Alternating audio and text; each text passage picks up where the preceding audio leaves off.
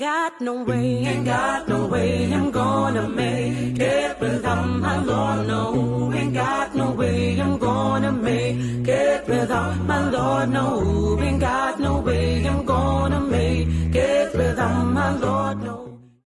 There ain't got no way, ain't got no way.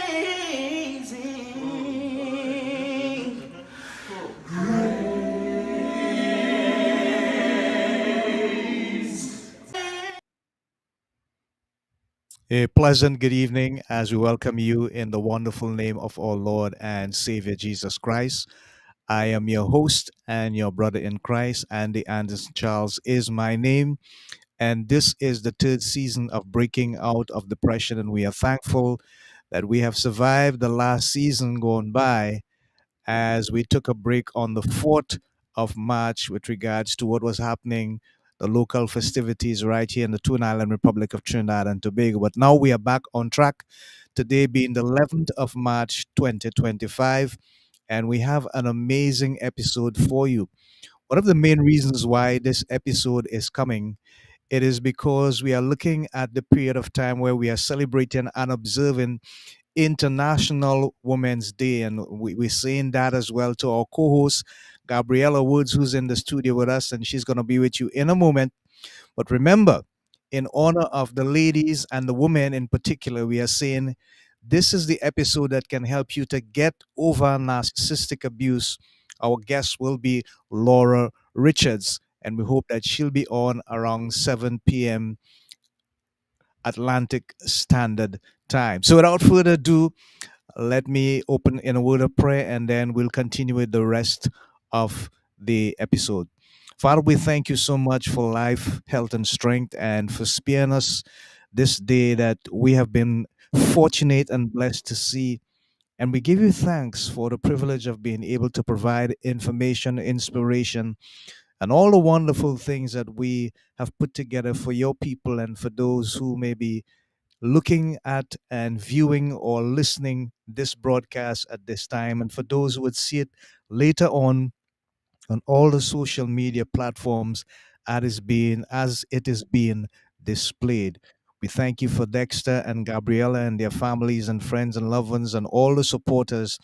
And we pray, God, that as we continue to build this community, that you would help us to seek the necessary resources, the inspiration, and the opportunity for transformation that is going to make a difference in the lives of many. Lift up souls that are lost and hopeless and seeking for something, some light, some direction, some way in which they can understand what is happening to them and they can embrace the reality that they have a choice, that they don't have to settle for second best or being lost, but they can be found, not only through salvation, but also through transformation as we continue to share the knowledge, the information, and the inspiration and the testimonies of so many who would come on here. So we give you thanks for all things. In no other name but the living Christ with thanksgiving. Amen. So, yes, we have an amazing episode ahead, and we are very sorry that we started late. We had some technical challenges. It happens from time to time, just the way things are. And now I'd like to introduce our co host, Gabriella Woods. Gabriella? Hi, good night, Andy. So glad to come back into this week. I missed last week. I mean, I know we took that break for our local festivities, but I really missed, having breaking out of depression. So I'm really looking forward to what this program is going to have today. I'm really passionate about what Laura Rich is going to talk about today. So let's, just go forth with all the information, all the knowledge. You so much, Gabriella. So our You're annual welcome. theme is Strive to Stay Alive for all of 2025. Scripture for the year, 3 John 1 2. Beloved, I wish above all things that thou mayest prosper and be in health, even as thy soul prosper. So, as I said before, we are observing International Women's Day. And I really want to make a quick announcement here. It's a community service announcement that I'm going to do for Dr. Albert Charles, who was once a guest and is a personal friend of mine. And I hope to share a picture with us. And he's making an appeal. As you see this picture come on the screen, this picture is the picture of a young lady. and her name is Nyla. Unfortunately, he said she was left by a community center in Valley Drive, Mova, yesterday, and nobody in the area knows her. So somebody who was responsible for her decided no more can they be responsible, and has left this innocent child at a community center in Valley Drive, Mova. We pray that somehow social services would have come and addressed this situation and seek to bring some hope to this young, innocent child who has found herself in a very unfortunate situation. And this is just a sad reflection of some of the challenges that we have in our community and in our society with our people, that we need to help as much as we possibly can and seek to address all the irregularities and the imbalances that can create so many negative influences for the young people, even as they seek to survive and thrive in our community. So we hope that things would work out in the best interest of Nyla, and that somehow those who are really responsible for her would even have a heart of conviction, a heart of compassion, and step forward and claim rightful ownership and see how best someone somewhere can help them to deal with this challenge. So that's it with regards to our community announcement. Now I want to go back to last, well, it's not last week really, but the last episode, which was with Rhonda Britton. And boy, that phew, that was an amazing one. So Gabriella, as usual, I'm gonna let you go first as we recap on the stuff that Rhonda shared with us last episode. Yes. So her theme last 2 weeks ago was how can we forgive the unforgivable? One of the points that stuck with me is when she explained the actual process as to how you can forgive persons, and she talked about the activity where you can create the two columns, and on the right column, you're going to express all the emotions, all the hurts, all the memories that, is a part of what you would have gone through or experienced. And she said on the left column is where you would put where you want to be, where the healing will take place. I want to be free. I want to forgive. I want to let go. And interestingly, for me, that activity reminded me of our brain, because our right brain actually is responsible for emotions. So it was just ironic that she used that activity because it's just a reflection of how our brain function and works. So the right brain is responsible for emotions and everything that we go through, and our left brain, however, is responsible for the logical stuff, reasoning, problem solving. So on one end, she is saying that when we have to go through the process of forgiveness, we have to go through the emotions, all that we feel, about the hurt, about the memory, about whatever trauma we would have experienced. And but on the other end, there's a part where we actually need to speak into being where we want to be. We want to be free. We want to let go. We want to return to ourselves once more. And it's a process.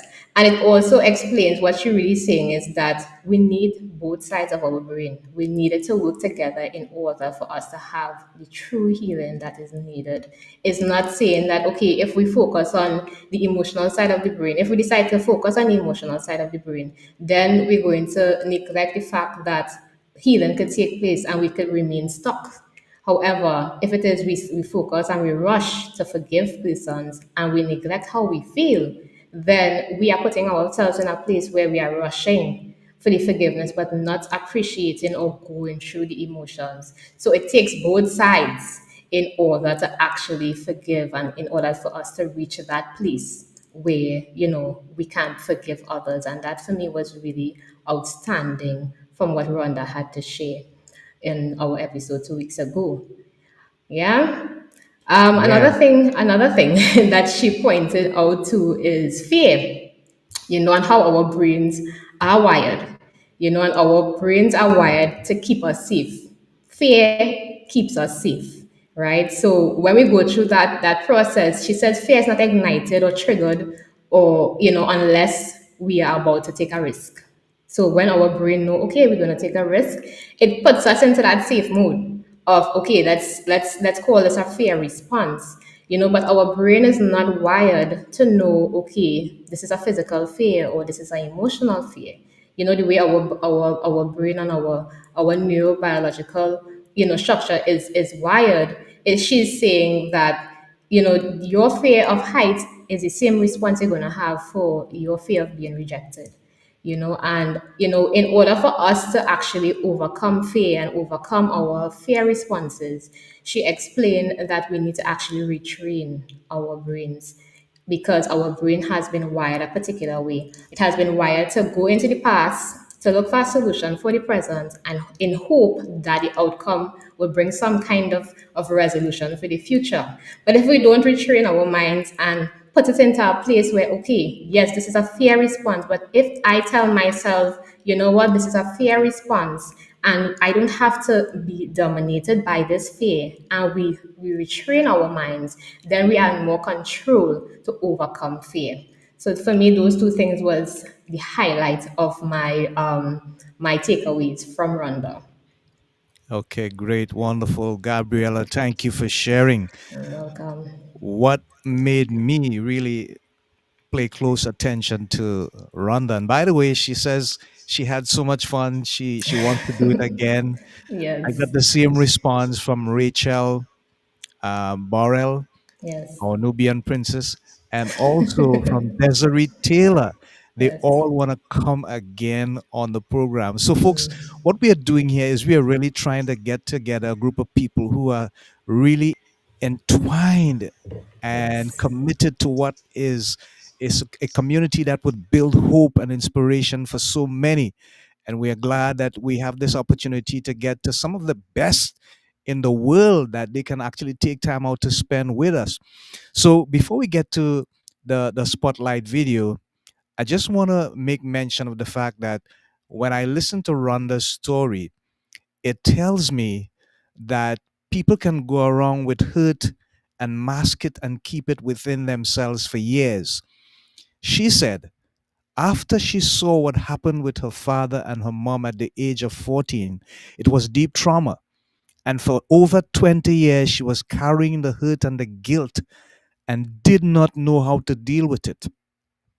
People would ask her, "How are you doing, Rhonda?" And she would say, "I'm fine. Everything is wonderful." And on the outside, she's smiling and she's looking happy. But on the inside, she was feeling the guilt, she was feeling the hurt, she was feeling the pain, she was feeling the depression until she reached to the point where she realized, wait a minute, this is not my fault. And that's the place that we have to reach to realize and to recognize that we can make a change based on the reality of our present situation, not based on the reality of what has happened in the past. If we allow the past to come back and keep us in a place of discomfort and haunting and limiting beliefs and self doubt, it's going to bring us to a place where that guilt will continue to be with us for the rest of our lives. But she found a way. And she said now she has a Bible. And in that Bible, she has all the tips that she wrote down, the things that help her to come out of that place of guilt and self accusation. And because she has come so far and overcome, she's now in a position to help others to do so as well with regards to experiencing fear and being unable to forgive. She said, I had to learn to forgive myself first.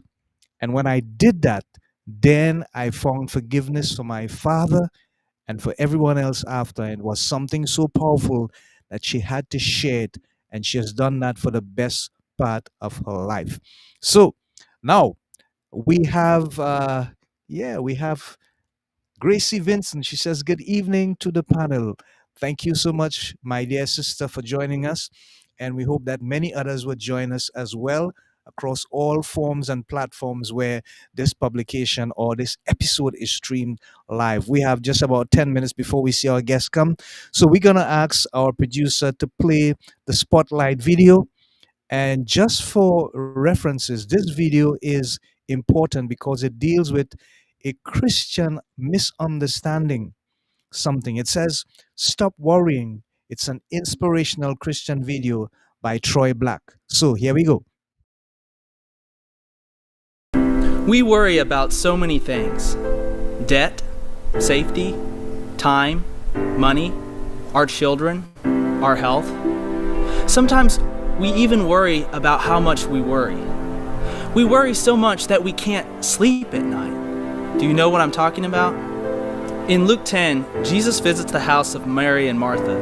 And while Mary was sitting at the feet of Jesus, listening to him talk, Martha was in the kitchen doing all the preparations. And Martha began to get worried because she was stuck doing everything herself. And so she came and complained to Jesus. Verse 40 says, "She came up to him and said, 'Lord, do you not care that my sister has left me to do all the serving alone? Then tell her to help me.' But the Lord answered and said to her, 'Martha, Martha, you are worried and bothered about so many things, but only one thing is necessary. For Mary has chosen the good part, which shall not be taken away from her.'" Jesus tells Martha, only one thing is necessary. When we are overcome with worry, we have done what Martha did. We've forgotten the one thing, sitting at the feet of Jesus. But we so often put our trust in other things that when they don't work out the way we want them to, we start to worry. And we become afraid because we're so focused on our own agenda. And when something gets off track, we can't handle it because we've lost control. But the real problem is not that we've lost control, but that we have forgotten that we were never meant to be in control in the first place. In John 14:1, Jesus says, "Do not let your heart be troubled. Believe in God. Believe also in me." When we wait in the presence of the Lord and hand control over to Him and say, "Lord, your plans be accomplished, not mine," He reminds us that His plans have not faltered. When you put your trust in God, He will take care of you when you can't take care of yourself. Psalms 127, 2b says, "For He gives to His beloved, even in his sleep." That means if you're trusting in God, when you're asleep, He's up working to make sure you're well taken care of. One time I was praying and seeking God about an important decision because I felt like He was leading me to start working for myself, doing contract work. And I was praying and saying, "God, I don't feel like I'm going to be able to provide for my family. I don't feel like I'm going to be able to do this." But in my spirit, I knew that God was telling me, "Don't worry, I've got it." And so I got down on my knees and I said, "God, you're in control. You're our provider. I'm going to trust you with this." And the very next day after I said that, I got a phone call with someone offering enough contract work to keep me going. And I knew that it wasn't anything that I had done, it was God. Another time, I found myself burdened by the amount of work that I was having to do. I was working late hours because I was worried that if I didn't work enough, I wouldn't be able to provide for my family. And so I came before God and said, "God, I'm tired. I'm working all the time. I don't know what to do." And God said to me, "Stop working. I've got it." And I said, "Stop working. I can't do that or else there won't be enough. I won't be able to provide." But God again said, "Stop working. I've got it." And so I took off work an hour early that day. And as soon as I took work off, I went outside and I checked the mail. And in the mailbox was a random check for $500 that I could never have predicted. And I knew that it was God that was providing for us. I'm not telling you that God doesn't want you to work. I'm telling you He doesn't want you to worry. Jesus reminds us of the most important thing. And if you will begin to seek this one thing first, you will see your problems from His perspective and not your own. I bet if an all-powerful, loving God looked down at the issues in your life, He would say, "This is what all the fuss is about? Really? I can handle that. Don't worry." Isaiah 40:31a says, "Yet those who wait for the Lord will gain new strength. They will mount up with wings like eagles." Hi, I'm Troy Black. If you enjoyed this video, don't forget to subscribe to our channel. Also, you can get my book titled My Mess on inspirechristianbooks.com. It's the story about how I was alone, trapped by sin, and searching for meaning, and about how one night I cried out to God and said, "God, if you're real, I've got to know." What happened next, I could never have imagined. If you're hurting, alone, or trapped, I encourage you to read this book. You will see the power of God. Yeah, thank you. Thank you so much, Dex, for that video. Troy Black. It's an inspirational video where he found himself just being worried about everything, about being able to take care of his family and the bills to pay and so on. And he reached out to God and he realized that he needed to stop worrying. He needed to stop working that hard. He needed to stop overworking himself and to trust God. And he also recognized that no matter what problems he was going through, they were not bigger than who God was. And God could love him so much that God was able to meet and commit and provide his need and to take away the opportunity for him to worry, because now he knew that his total source of supply was God. Not just what God could do, but God himself in his life. And that made the biggest difference. So, Gabriela, your comments on the video? Listen, when I listened to this video, what stood out for me is how many times Troy mentioned the word I. And I is like the bandit in our lives. You know, we often feel trapped in focusing on ourselves. I can't do this. I can't handle this. I don't see my way. You know, and what does a bandit do? A bandit comes to steal, just like the enemy. He comes to steal, kill, and destroy. But if we shift from I to but God will, God is able, and we shift the responsibility back to the one who can handle it, which is God, then we are in a better perspective now to not worry and be anxious or be depressed, but giving God that control, because as he says, we were not built or designed to be in control, you know, and God says to, you know, let our burdens, you know, give our burdens to him and he would give us rest. So he is our burden bearer. So once we lean on his promises, knowing that he's there with us, he'll never leave us. He's, you know, he will not give us more than we can bear, and we surrender to his will, then we would find that peace and we would see how faithful God continues to be throughout our life. Yeah, I love that. I love that. I love that. I love that. Thank you so Yes. much for sharing. So now we're going to have a promotional video as we wait for our guests to come on. But just remember that no matter what you're going through, God is able to Yes. meet every single need that you have. None is bigger and greater and tougher than God. You know, someone on our local radio station says that God is so great, He's so wonderful that one day with Him is better than 1,000 years with anyone else. And God can't get no bigger and better and more loving than He already is. It's even more than we can handle. So just stop worrying and put it in His hands and let Him take care of the business, because that's what He does best, better than anyone else that we know. Yeah. So now we're going to ask Dex to play one of our promotional videos as we stand by for our guests, hoping that she'd come on shortly.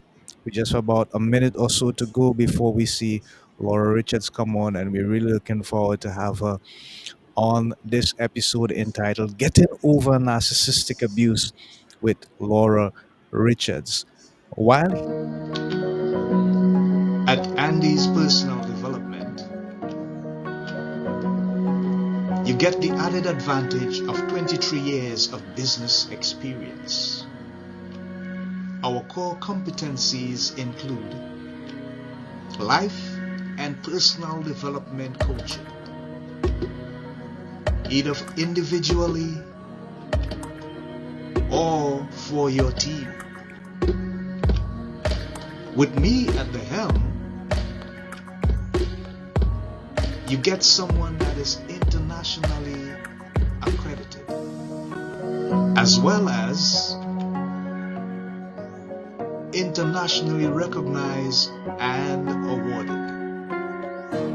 So whether it's a conference, seminar, workshop, or a retreat, we will write your speech and execute it with precision and value to influence your audience and deliver your core message. We specialize in leadership, communication, and teamwork. In the end, everyone is happy.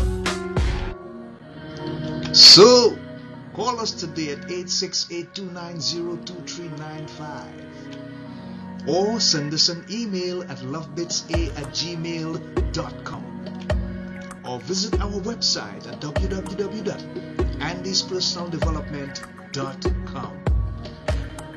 We thank you in advance for making contact with us as we seek to become your partner in health, happiness, and prosperity. See you soon. Bye for now. Okay, Dex, thank you so much, our great producer in the background. And we have a comment in the chat from Bernadine S. Woods. I'd like him to put it up. She says, "Hi, good night. Cast all your cares on God, for he cares for you," quoting from 1 Peter 5 and 7. And she can't wait for the topic of the evening. Well, the topic of the evening is getting over narcissistic abuse with Laura Richards. And our guest is live in studio here and waiting anxiously and eagerly to be introduced so that she can share her core competencies and her experience of getting over narcissistic abuse. And as we said before, one of the main reasons why we decided to do this program in particular with Laura, our special guest, is because we are in a period of observing International Women's Day. And I know you ladies love to celebrate for an entire week. We don't have no problem with that. All right, so it's all good. So we'd like to ask our next lady, who is Gabriella Woods, our co-host, to introduce our guest, Laura Richards. Gabriella? Thank you. Laura Richards is an international podcaster, number one best-selling author, and speaker dedicated to empowering women. Through her global podcast, That's Where I'm At, and her best-selling book, Married to a Nice Guy, Getting Over Narcissistic Abuse, Laura shares her personal journey of recovery from a 32-year marriage to a narcissist. Drawing from her own experiences, Laura's mission is simple: to shine a light on narcissistic abuse and let women know they are never alone and that healing is always possible. With an unwavering commitment to truth, Laura helps women rebuild their self worth, reclaim their voices, and step into a future filled with confidence and strength. The Gratitude Journal for Divorced Women, There is Hope: 52 Keys to Healing After Divorce. After years entangled in the grip of a narcissist, she found her freedom through divorce.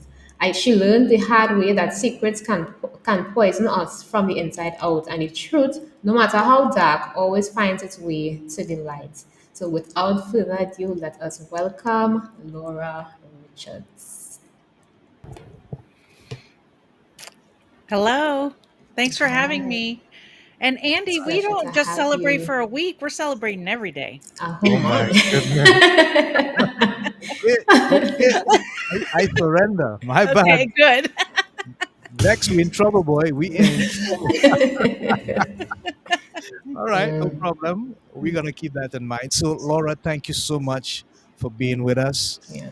And we appreciate you and we appreciate the effort that you're taking. We know that you have so many commitments, but you are here with us. What I'd really like to begin with is to tell us basically what is the ongoing foundation of your story that has made it so unique and so special that whenever you tell it, Laura, it just brings some sort of resonance and people can say, yes, that's me. There's hope. What about your story is so unique that it stands out every time you tell it? Well, I think it's because I was able to heal and that I was married for so long and didn't realize what was happening. And so when I tell my story, people are like, "Oh my gosh, how did you not know?" And so when I tell my story, I feel like I'm giving people hope that we can grow and change and that we can learn no matter what age we are, and we can really yeah, we can really learn and grow. And the biggest thing is that I have changed as a person through this experience, and that it's not too late. That's the biggest thing. Especially when I talk to women in midlife. It's like it's not too late. We don't have to get to this point in our life and we've maybe had a divorce and then we say, "Is this it? Like are we done?" And I just want people to know that they're not done.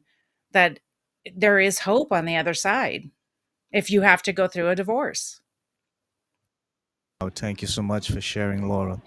One of the main things that I observe is that based on your story, it seems to me as though people can mask the influence of narcissism in a real way, and you may not even know that you experience it, although you are actually experience it. How can we help women who may be innocent victims to recognize that it Yeah. is being masked, but behind that, something sinister is actually lurking?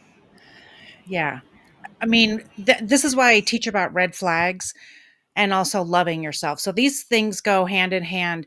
When we look, we've been taught wrong as women, we've been societalized to think about the fairy tale and the whirlwind romance and all these things, but that really can be dangerous if we're talking about somebody who is doesn't have integrity and they're looking to harm, someone. So with a narcissist, we have the malignant narcissist, which is really in your face. You really know they love themselves. But I was dealing with a covert narcissist, and that's somebody who behind the scenes at home is being abusive. And then in public is like the nice guy. And that's why I named my book what I did, that I was married to a nice guy.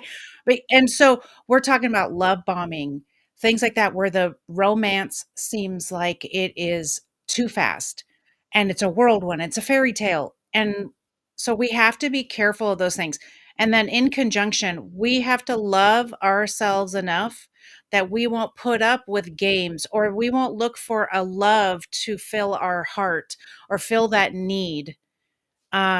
Because maybe we're missing something. Maybe we weren't loved the way we needed to be loved growing up. Maybe we're missing. So there's something that might need to be healed in us that is seeking out the love of another person to fill that need. Yeah, that's truly amazing. And I'm glad that you spoke about that because I have something from Elizabeth John, and she says toxic relationships can severely impact your life I think if it's you spam. remain Just in out of them. I'm just saying I think it's spam. I Okay, wouldn't all read it. right, Yeah. all right, good. So we can remove that, Dex. Thank you so much, Laura. So, with regards to what you had been going through, when is it did you come to the point where you recognize, and I know it's transitionary, wait a minute, this is not what I signed up for? Something is definitely wrong. What is the one thing that you can recall and made you say, enough is enough, Laura, you deserve better? Help us remember. So you have to think about your relationships. It doesn't matter what it is, any relationship that you're having. And if you think about that, the relationships we have, if they never change, can you continue living the life that you're living right now? So I really thought I could just love him until he was better to me. I could fix him somehow, right? And, that just as women, we're nurturers and that happens.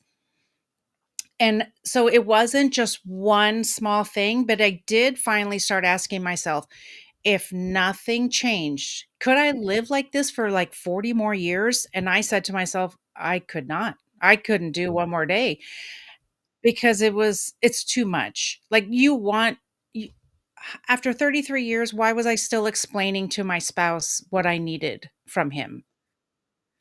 So we have to decide, you gotta have 2 willing partners. I did not have a willing partner. I felt like I was the only one trying to work on it.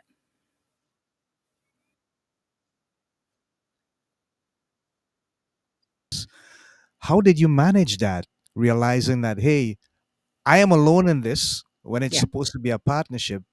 Yeah. How did you move on from that place, and what did that emotional burden feel like for you, Laura? Yeah, it was really, really heavy. I had a lot of good friends around me. I had my church community around me to encourage me. And then I was going also to talk therapy, and that really helped to really break down. Look, I didn't know he was a narcissist at that time. I just knew there was a problem and that things were getting worse and that he wasn't trying anymore. And I felt very, very alone. And I wanted to make my marriage work, but like I said, you have to have a willing partner. And if I kept doing the things and he wasn't doing the thing, so I had to decide, what am I going to do? Where am I going to go? And you can work out the details later, but you have to decide, because it got to the point where no matter how much I had of my community around me and even my faith, I didn't even feel like I wanted to be alive anymore because of how bad the emotional abuse was. And I didn't feel like I was loved or cared about anymore. And so I did seek professional help to help me with that and to manage what I was thinking, to really figure that out. And there's lots of things that people can do, but get a trusted professional, someone who's going to work with you, because there are some bad ones, but get one that's good for you. Wow. You mentioned the support of community, the people in the church, and maybe other personal friend or family members. Now that you recognize that it is important to have that kind of social or emotional support, Mhm. how would you advise someone to approach it? Because not everyone, Laura, would understand what you are going through. Yeah. And there are some people who would just get the wrong impression and not maybe give you the proper advice. And as you rightly said, get a professional. Yeah. But what if you can't afford a professional Yeah. and you need some sort of community help, some people that you know and that knows you, to just reach out, embrace you, give you some love, some kind words? How do we create the dichotomy between the two? Well, I want to say that there's lots of ways to find community, but when you're asking the opinion of others, you have to be very careful because you may get answers you don't want to hear. I heard for a lot of years that I needed to stay and pray, and then I was being abused at home. And so that's what happens a lot of times for us. And so we have to maybe journal, take some notes, maybe do some research on our own. Even if we don't have access to free therapy, there are tons of resources on YouTube and on the internet. I found lots of videos that I didn't know what was going on, but I was starting to understand that if if I need to make a choice for me. Like, what are we trying to prove? And in society, of course, people say that everyone gives up on their marriage and divorce is, running rampant.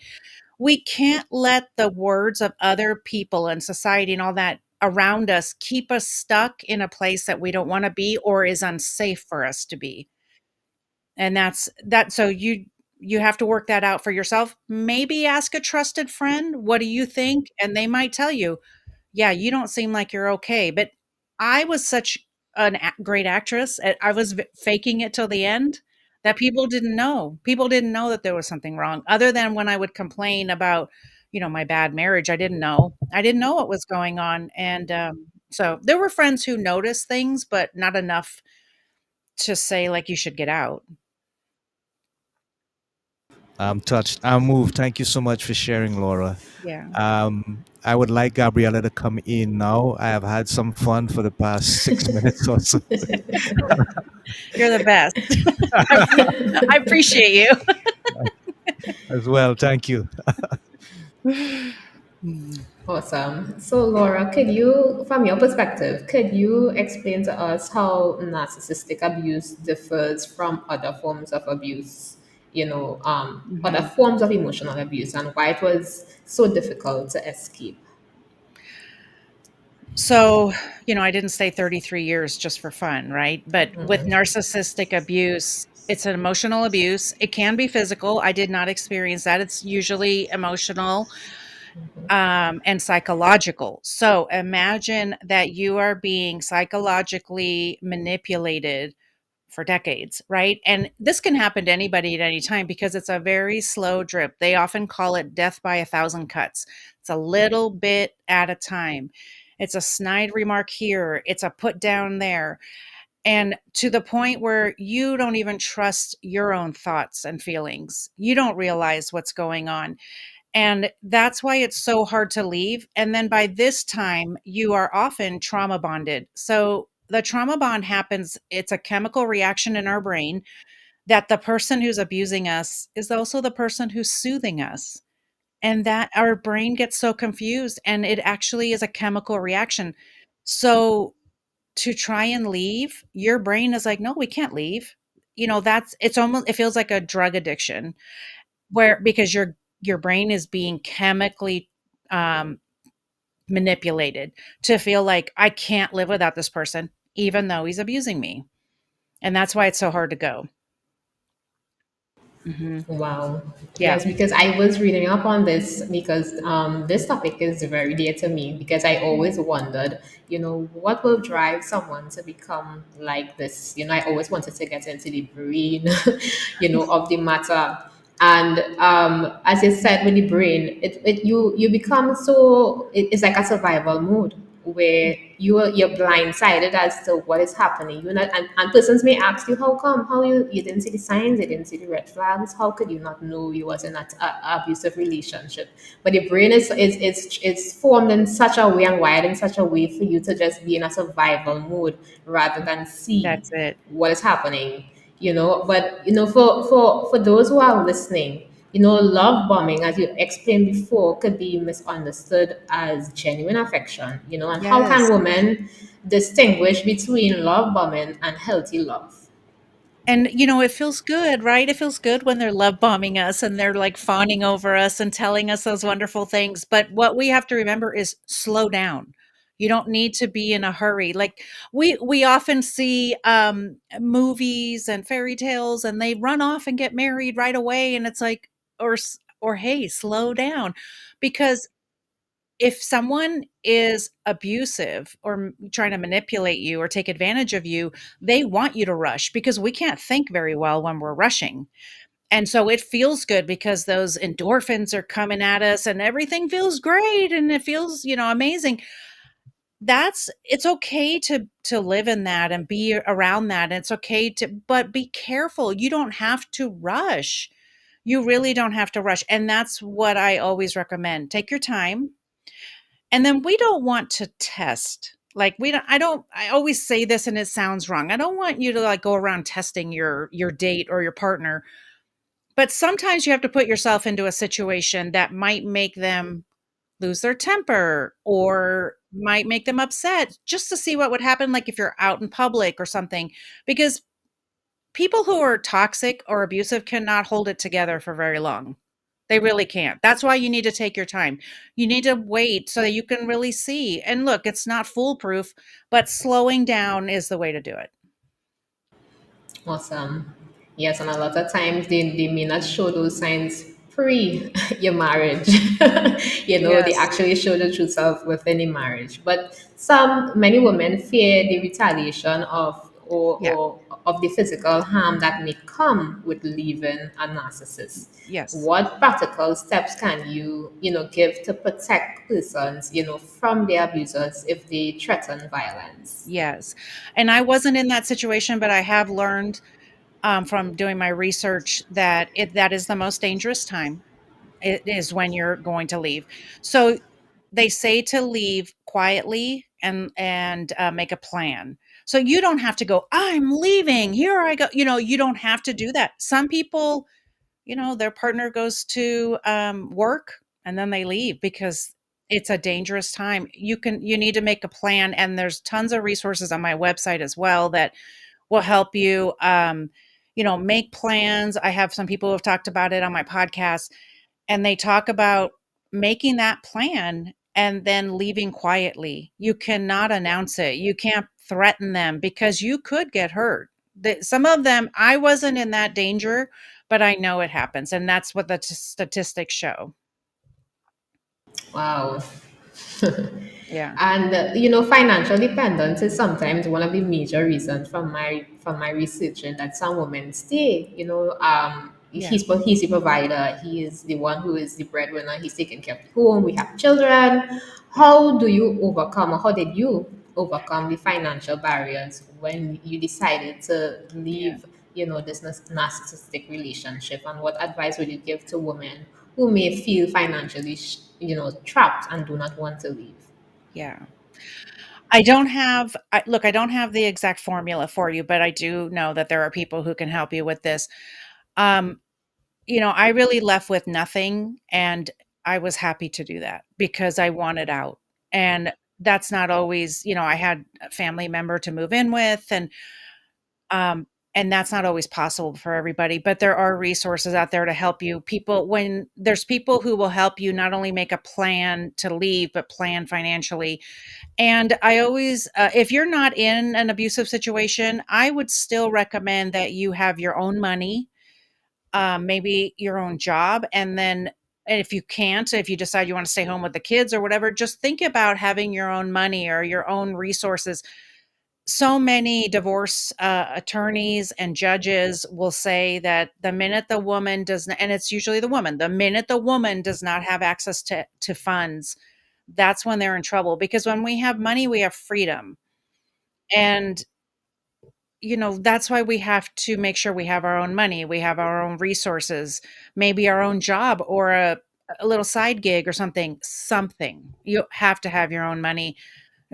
But there are tons of people who can help you figure out how to get out. I mean, yes, my state is 50-50. So yes, I got half of what we had, but I would have lived in a ditch. I didn't care. I just needed out or I was not going to survive.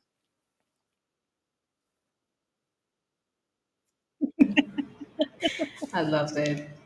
Yes. Imagine living it.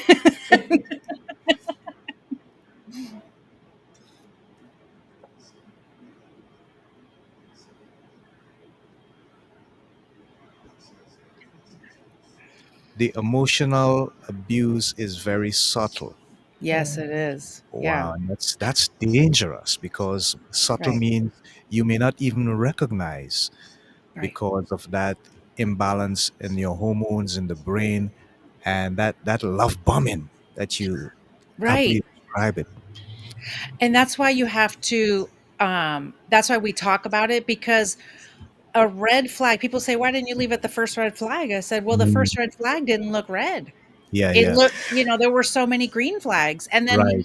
he would throw in a red flag, and the red flag just sounded like, "Oh, you're wearing that?"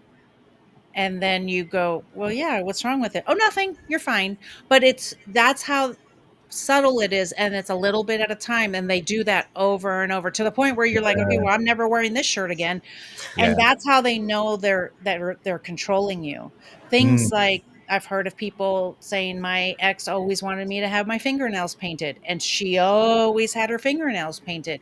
And that's how they know they can control you, because you never go without fingernail polish because they said that you should have fingernail polish. So it's little things like that. Look, yeah.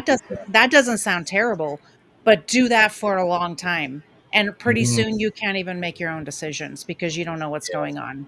yeah. Wow. Okay, great. She says it's also best to have your own money. So she just Yes. support what you said, Laura. Yeah. That creating that level of independence and freedom. Right. And it doesn't have to be because you're going to leave, but every person I've talked to about money, judges, divorce attorneys, they always say when the woman doesn't have her own money, there's less choices. Money is freedom. Money is, it gives us choices. That's for everybody. That's for everybody. So we have to find ways to make money. There's money out there. We just have to find ways to make it so we don't have to settle, and if we're in a situation we can go. Whoa, this is like school here for us. Thank you so Yes. much. Thank you so You're much. welcome. I think Dexter has lined up a video that you should recognize, Laura. It's quite familiar, but I thought it's the appropriate time for us to play it, and then we'll have a little break and we'll look at the thought of the week. So go ahead, Dex. Just run the video for us.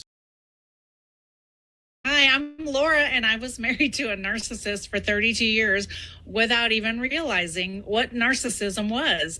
And I want to share my story today of how I healed and how you can heal too. And at the end, I'm going to share two uplifting reflections that you can start applying to your life right now. So I didn't even know what emotional abuse was, narcissistic abuse, none of that, because I grew up in that time, like maybe some of you have, where unless you were being physically harmed, you weren't being abused. And so I didn't even know what it was. And I thought I had gotten a divorce for irreconcilable differences. And I started to understand during my healing what narcissism was and what had happened to me in my life. I saw a video that changed my life. And the reason it changed my life was because it validated my experience. I don't know if you've ever felt like that. Like when someone really understands your story and you feel seen and heard. As human beings, we have such a need to be seen and heard. And when I saw this video that told me what narcissism was, I was like, I feel seen and heard and understood. Wow. Laura, I want you to again go back to that moment when the video made that impact and how it felt for you emotionally so that someone in real time can actually see that in a similar fashion because that is where you got your break. Yeah. I was asking you about looking at the moment that you saw the video and you got that breakthrough and you recognized the true nature of narcissism, how it felt. And if you can share that emotional feeling now that someone could resonate with it so that they would know that they're on the path to getting out of that relationship.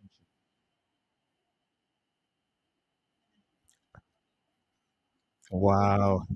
Out. I'm so sorry. I don't know why that's happening. That's okay. I don't know what happened. So, and I only saw, I could only see at the bottom that you guys were playing one of my videos, but I don't know which one it was. Like, I don't know which part of the video it was. Did I say I was married to a narcissist for 32 years? Was it that one? Yes. Oh, okay. Mm, I yeah. thought it was. Okay. Okay, now I can hear you. What's your question?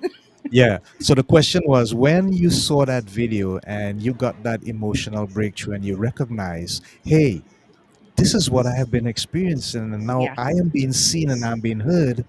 What did that feel like for you and how you can help someone to get to that place where Yeah. they can embrace that feeling and Yeah. move on? Yes? Yes. So, it's so great.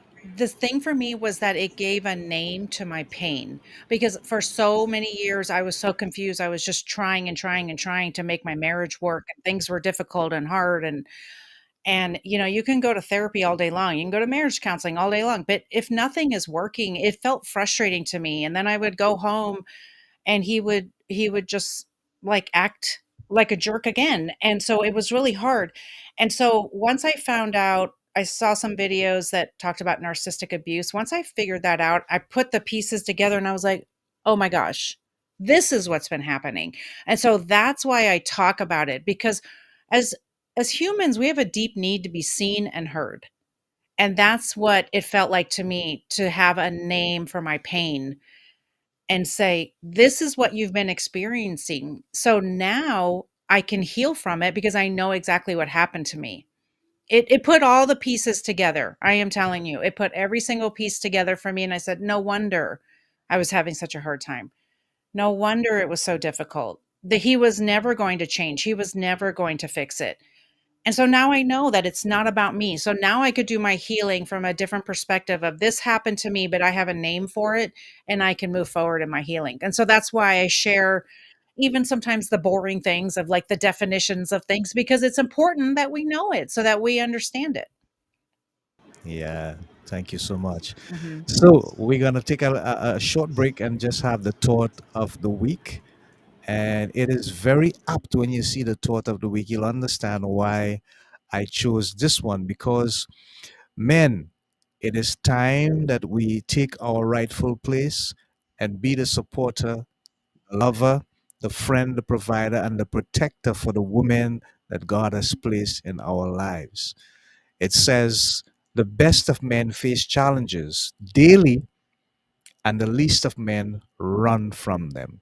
Now is not the time to run from the challenges. Now is the time to stand up and face the challenges. We have too many dysfunctional families, too many dysfunctional homes, and our young people are the ones that are suffering and hurting. And our women mainly are feeling all that loneliness and that desperation and that depression all by themselves because there's a man around, but he's not being the man. It's just by name. So, men, you have an opportunity to stand up, face the challenge. When you do that, you send a strong statement to your family, to your woman, to your wife. Hey, I'm here for you. I'm doing the best that I can. Let's depend on God to take care of the rest. But don't run away from the challenge. Be a good man and stand up and face it and be there for your family because they need you the most. And sometimes, especially your spouses, your wives. Okay, good. Thank you, Dex, for the thought of the week. And now I'm going to go right back over to Gabriella for some more wonderful questions with Laura. Thank you very much, Andy. Laura, it has been 32, 33 years, right, since you have been married to this person.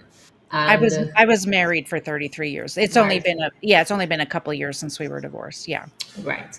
So, with that being said, when it came to you making this decision of being divorced, this is your exit strategy or this is your solution. Did it in your mind, get rid of the problem? Was that the answer and the solution? So when you decided to divorce and you came out of this narcissistic relationship, what was the aftermath for you? It was it was hard because I really did think, "Oh, I'm getting rid of the problem." That's not what happens. You have Yes. to you're grieving, and we were together decades, and so there was a grieving process, and then I noticed that my body needed healing, like, I felt very dysregulated, I wanted to sleep all the time, I was crying all the time, but you're grieving.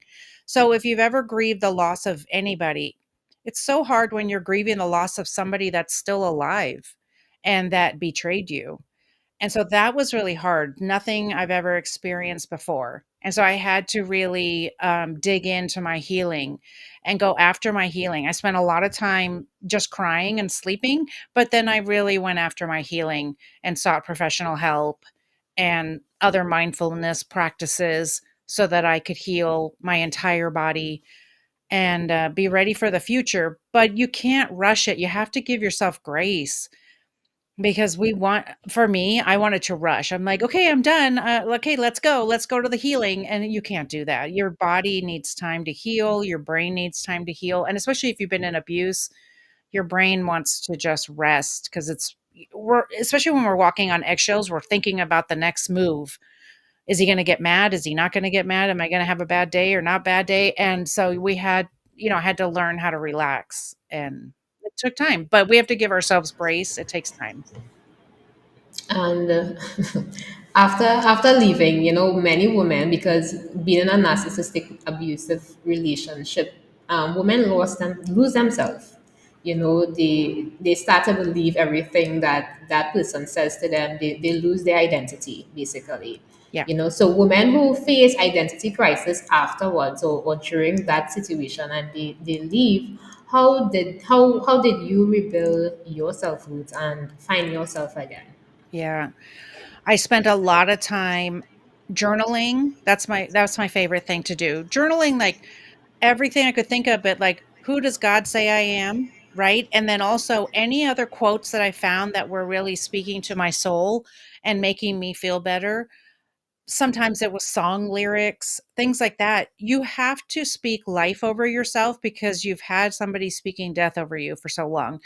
And sometimes it takes standing in the mirror and saying, like, "You are amazing, you are beautiful," whatever. We can't talk to ourselves in the negative, like, we don't say, like, "No, you are not a terrible person," because maybe they were telling us that. No, we don't say that. We say, "You are beautiful, you are loved, you're a great person."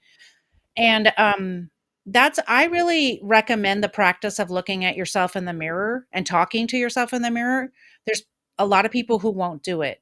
because they've been told in the past something terrible about themselves. And that is something that is a great practice to do. Look at yourself in the mirror, journal, write quotes down. I have stuff all over my mirror. Just write anything down you can think of, whatever's speaking to your heart at that time. And I spent a lot of time just like, who does God say I am? I'm like, God, please just fill me up with that because was so miserable. So just wrote a lot of those down and still live off of them.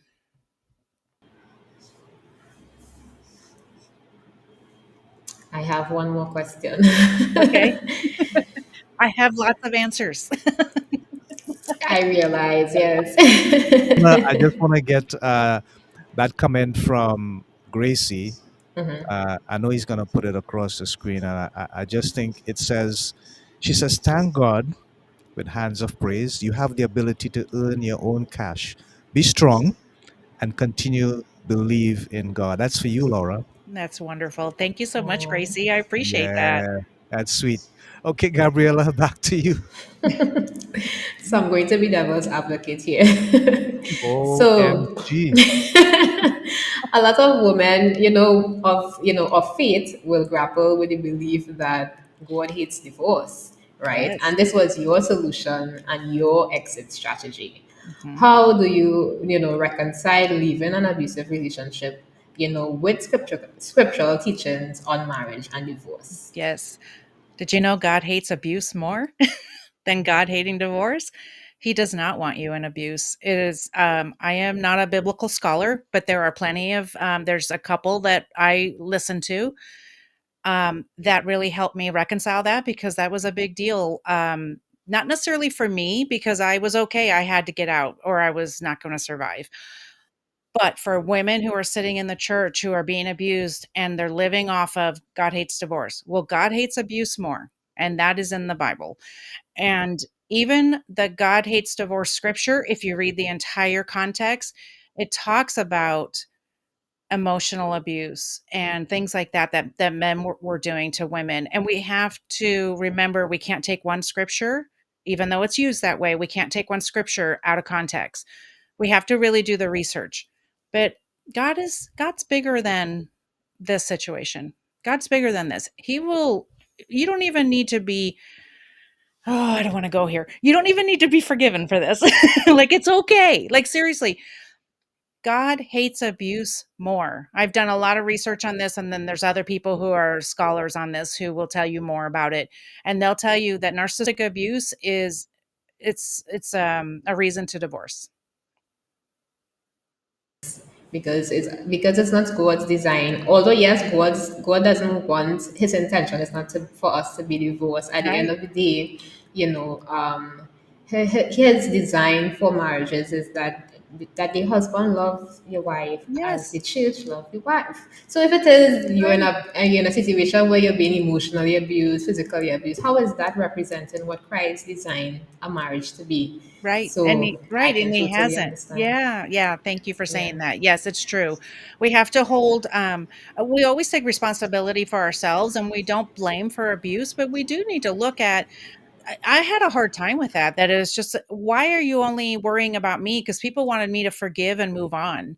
And I'm like, well, what about him? And while I'm not worried about an eye for an eye kind of thing, it's like, don't worry about me. Like, I'm okay. Like, I was okay with the situation. I've had my time with God. I know I'm okay. I'm not worried about that. And the narcissist is never and the abuser is never going to repent. They're never gonna, like we should be worrying about them, really. Like, why are you worrying about me that I won't forgive him or whatever the situation is? But that's a whole other story, forgiveness and all that. But that people were worried, you should hurry up and forgive him. Give me a second. Like, why are you in such a hurry for? Yes. Wow. Wow. Laura, you Andy. yeah, thank you, Gabriella. That was an amazing Yes. question there, Gabriella. That was deep. Yeah. Yes, Laura, thank you. thank you so much for being so open Of course. and wow. Abuse is not love. Thank you, Avril. That Right. woo, Yes, It's Avril. not. yeah, Thank you. yep. That's so No. right. That's so right. In the back of my mind, Laura and Gabriella, and for all those who are viewing and who would see this later on, we recently had someone who came on. I think it was in season 2, in a similar situation, narcissistic abuse.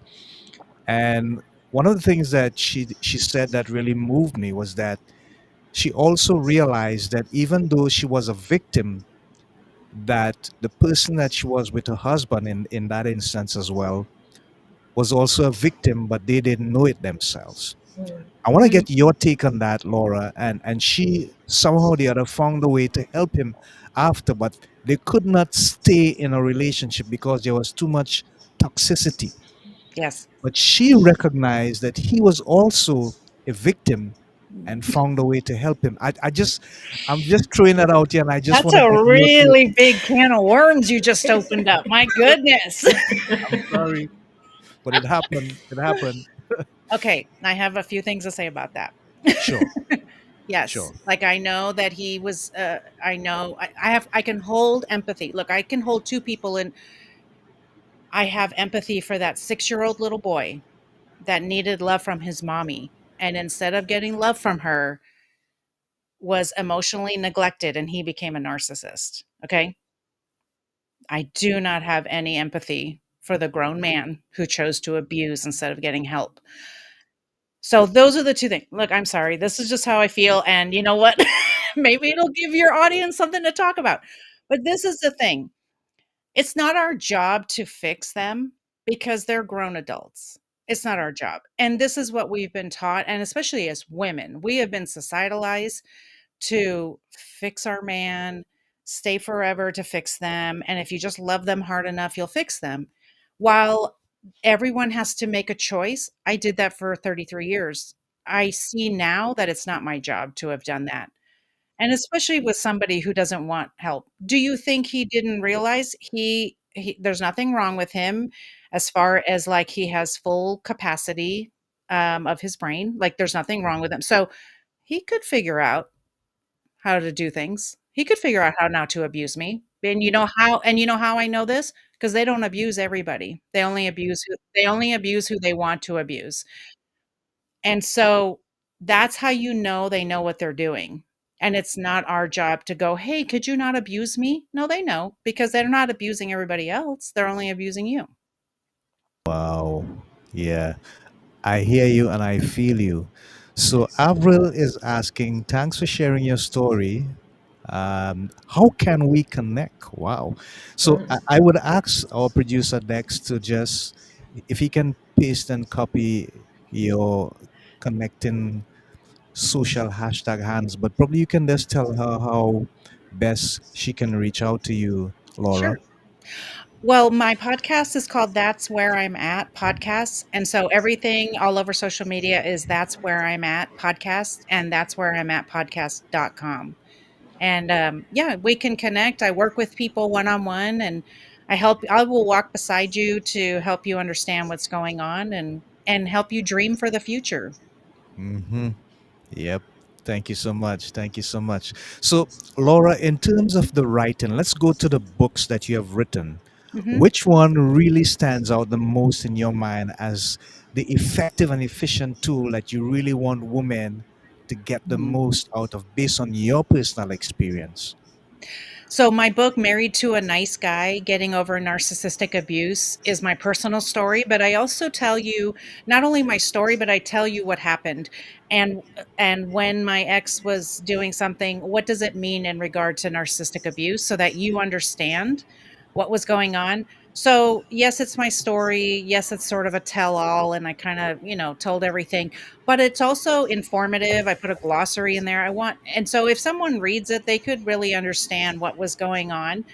uh, by this time, I feel like I wrote it almost a year ago. I feel like I probably could write another one. So I think I probably will. I just want people really informed of what goes on. And not only that, I want you to know you're not alone and that Hmm. there is hope on the other side. Yeah. Thank you so much.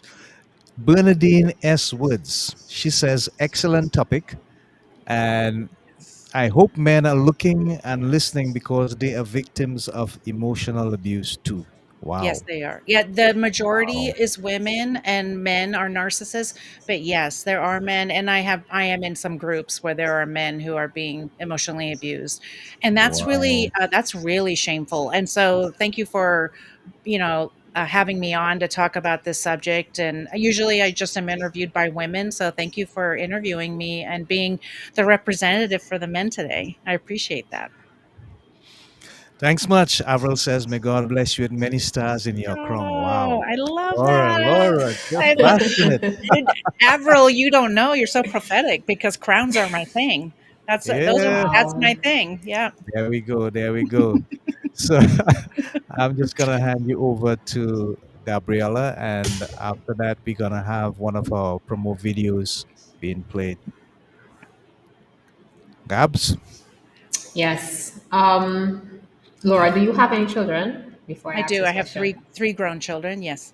Okay. And how did this affect, your children being in this relationship, and even the leaving that divorce, when you decided to divorce, how did Yeah. this impact on the children? Yeah, we thought we were I always thought we were keeping it a secret or that they didn't really know, but they knew, and, our oldest was 29 when we got divorced, and, they congratulated me for leaving because they knew I was miserable, and so even after that, we had a lot of healing to do, me and my kids, because as when I was in abuse, I was also a very yelly, screaming mom who was always anxious and upset, and and so I have a lot of regret about that, but I've done a lot of healing with them, a lot of apologizing. We've had so much healing. And I want to tell everybody it's never too late to apologize to your kids. Never. And there would be things I thought of and said, "Oh, you know what? I'm so sorry that I did that to you when you were whatever age." Let me tell you, there's been so much healing. The relationship I have with my children now is a miracle, because I never thought that they would ever like me because the rhetoric going through the family was that mom's crazy and mom's terrible. She's a terrible mom, all those things, because that's what he was saying to them. And they agreed. They just kind of were in agreement with that. But now I have healing, and I've been vulnerable. I've humbled myself and apologized to them. And they've actually apologized to me too. So I have a great relationship. But yes, they did congratulate me when I left. It was a surprise. It was a surprise to me too. They just knew. We think we're keeping it, quiet, but they know. And how was their mindset in terms of towards their father? Have Yeah. they forgiven, or are they struggling, with those Yeah. things? Yeah, they've had a hard time. There's been a lot of lies that they've had to unravel. As we're learning lies and betrayals, they've had a hard time. So they're still struggling after a couple of years. I think they all have a relationship with him. I try not to talk about their dad with them because I don't like it and my nervous system doesn't like it. And so they will talk to me sometimes, but not often. And I think they all have a relationship with him, but they do struggle with it. They do not have a relationship with his new wife because she was part of the problem. I don't know how else to say that. I'm trying to be really tactful. She was part of the problem. And so they do not wish to have a relationship with her, and they don't. Awesome.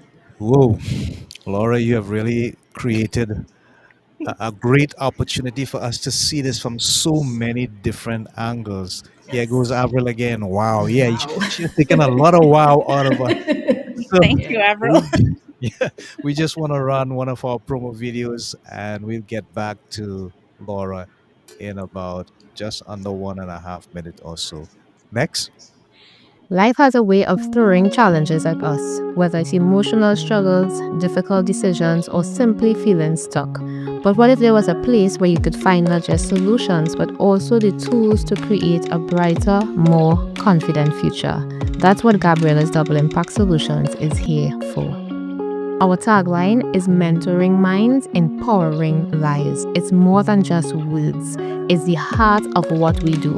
We combine counseling to help you heal and process life difficulties with mentorship that offers practical guidance for your personal growth and future success. It's about building strength for today and clarity for tomorrow.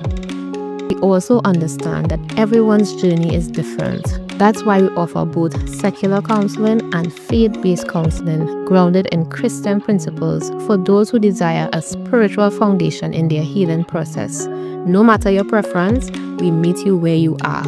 At Gabriella's Double Impact Solutions, mental health is our priority because we know it's the foundation for everything else. Whether you're navigating personal challenges, seeking direction in your career, or striving to build emotional resilience, we are here to help you strive.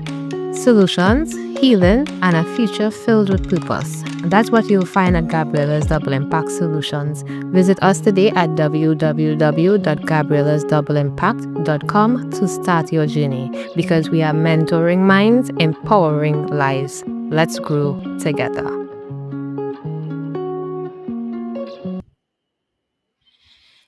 Okay, great, wonderful. We are back live, and this episode is entitled Getting Over Narcissistic Abuse with Laura Richards. And she has been a gold mine of information and experience. We thank her so much for being vulnerable and open. Laura, I'm going to put you on the spot a bit with this question because I'm thinking about it in my mind, and I'm trying to kind of bridge the gap between where you were during that period of time to where you are now. And I'm asking you, let's just imagine that you had the opportunity to go back into your past. Is there anything you would have changed if you could have, and if so, how? Wow, that's a really good question. Hmm. We can spend a lot of time doing shoulda, coulda, woulda. That's really hard because I do think about that. I've thought different things of like, I wish I would have seen it sooner, things like that. And then I think to myself, that's not who I was. I wouldn't have left. I left when it was time. And when I saw it when I needed to see it. And I think that's what's important for people who are seeing this now. You saw it when you were supposed to see it. You learned about it when you were supposed to learn about it. This isn't a coincidence. Because I think if I would have known sooner, or maybe I would have found out some of his lies sooner or something, what I don't know what I would have done. It took working on myself and learning how to love myself and what my worth and my value was before I would ever consider leaving or doing anything. Like I'm never going to be in a relationship like that again because I know my worth and value now. But I didn't know it then, and even if I would've known my worth and value, I don't know. It's hard to look back, and so we can't beat ourselves up, and I know you really wanted to know the answer to that, but I want people to be careful with that question because I did that when I left. Why didn't I see it? Why didn't I leave sooner? Why didn't I pressure him more to answer my questions, and why did I believe his lies? Even though I thought they were lies, why did I believe them? We can't beat ourselves up, so it's the time when it's the time. So, yeah. Wow. So, what does the future look like now from this perspective, in terms of your plans, in terms of what you're looking to achieve and accomplish? Mhm. What's happening with your family and stuff? I Yeah. know it looks bright because I can see that in your outlook. We can hear it in Yes. your face. We can feel that emotion. But Yeah. is there anything specific that you're working on that's also going to help others as well to Yes. advance their cause? Yes?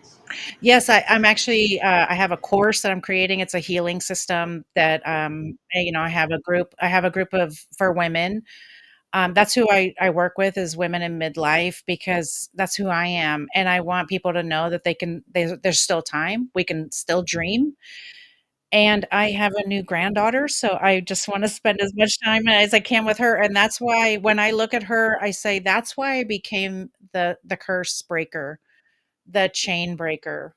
I was not going to pass this kind of toxic stuff onto her, and I'm not going to allow it through the rest of my family. And so I continue to work on myself and make sure that I'm the best Laura I can be and the best grandma I can be, and then just continue helping others. I do have one-on-one support, and I do have a group starting to help women. Wonderful. Congratulations to Thank you. you. Thank you. Hooray, hooray to Laura. Yeah. Wesley Ryan is making a comment here, and I think he's asking a question. Yeah. So he says, "Pleasant evening, Miss Laura. May God continue to grant you strength to enjoy life. If I may ask, what does that 33 years done to you going into a new wow, he brave. Oh, I'm okay. I've heard it all. I'm okay.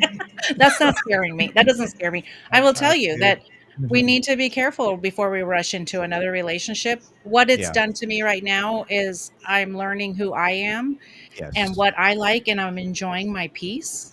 Okay, Yes. that's what I'm doing. I'm enjoying my peace. We do not have to rush into another relationship, but I mean, maybe I'm overcorrecting right now, but I'm very happy right now. If I decide in the future that I want to date somebody, fine. But right now, I'm learning how to heal what was broken. That was a lot of years that somebody really broke my spirit. As much as I'm healed and healing, there's still things I just am enjoying myself. The freedom I have and learning who I am. I didn't even know who I was, what I even liked on an enchilada. I had no idea because I was never allowed to choose. So now I'm just learning who I am and what I want out of life. And I'm enjoying that right now. And then later, we'll see later about another relationship. Thank you so much. Okay, we just about 4 minutes to go. Gabriella, over to you. Um, Laura, so much things that you covered. I know. But for women who may be listening right now and they're afraid to leave, but they're also Mhm. afraid to stay, what advice would you give to them? Ah, they're in kind of limbo. If they what? Yeah, if they're afraid to leave. And they're afraid to stay. Yeah. Well, I would start making a plan, and then maybe start seeking therapy, whatever that looks like for you. Um, and we did talk about it when like in the church, if somebody wants to go in the church, you have to be careful for the churches that do promote only divorce. God hates divorce, so you have to be careful of that because when you think you're in abuse, it can be dangerous for people who don't understand it.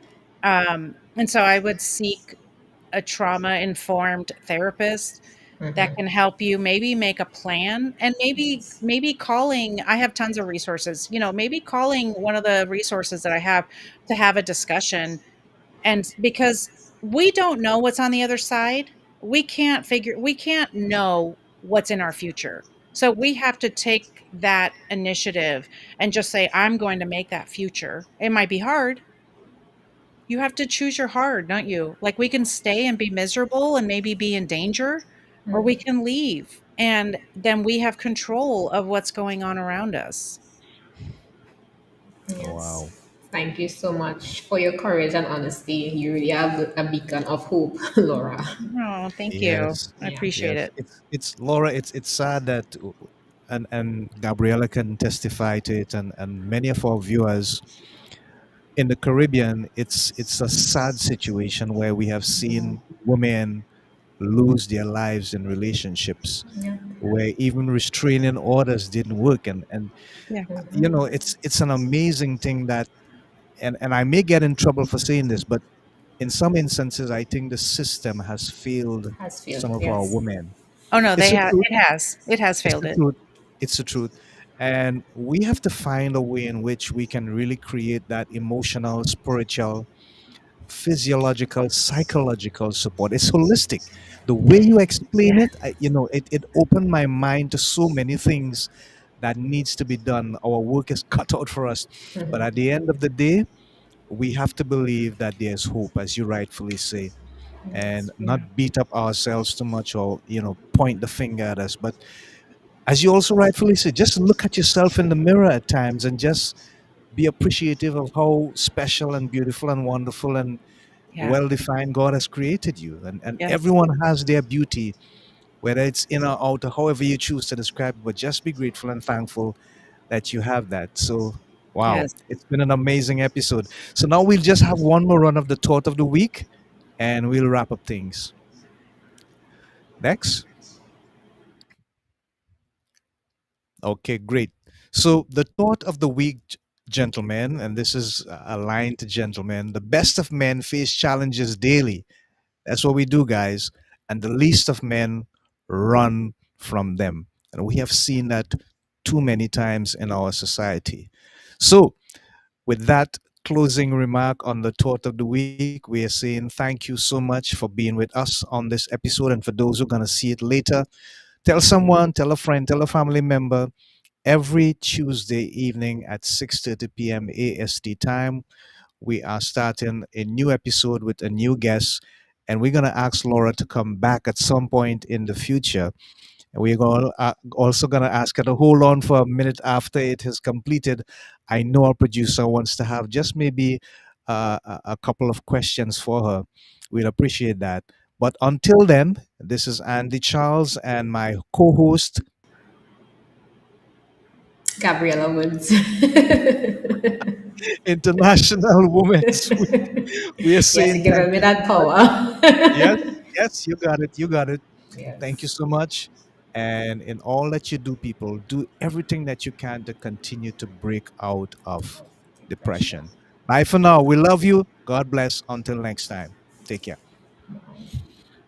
There ain't got no way, ain't got no way I'm gonna make it without my Lord, no. Ain't got no way I'm gonna make it without my Lord, no. Ain't got no way I'm gonna make it without my Lord, no. Ain't got no way I'm gonna make it without my Lord. Trouble in my way, but daily hear me say, ain't got no way, ain't got no way, ain't got no way, ain't got no way. The harvest is plenty, Lord, but the workers are so few.